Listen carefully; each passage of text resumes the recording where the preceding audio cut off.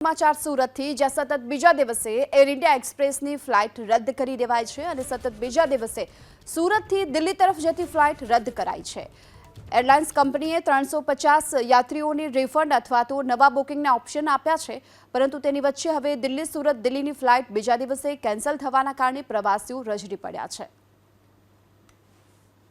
તો એરલાઇન્સ કંપનીએ 350 યાત્રીઓને રિફંડ અથવા નવા બુકિંગના ઓપ્શન આપ્યા છે, પરંતુ સતત બીજા દિવસે દિલ્હી સુરત અને દિલ્હીની ફ્લાઇટ કેન્સલ થતાની સાથે પ્રવાસીઓ હાલ રઝળી પડ્યા છે। સમાચાર સુરતથી જ્યાં સતત બીજા દિવસે એર ઇન્ડિયા એક્સપ્રેસની ફ્લાઇટ રદ કરી દેવાઈ છે અને સતત બીજા દિવસે સુરતથી દિલ્હી તરફ જતી ફ્લાઇટ રદ કરાઈ છે। એરલાઇન્સ કંપનીએ 350 યાત્રીઓની રિફંડ અથવા તો નવા બુકિંગના ઓપ્શન આપ્યા છે, પરંતુ તેની વચ્ચે હવે દિલ્હી સુરત દિલ્હીની ફ્લાઇટ બીજા દિવસે કેન્સલ થવાના કારણે પ્રવાસીઓ રઝળી પડ્યા છે।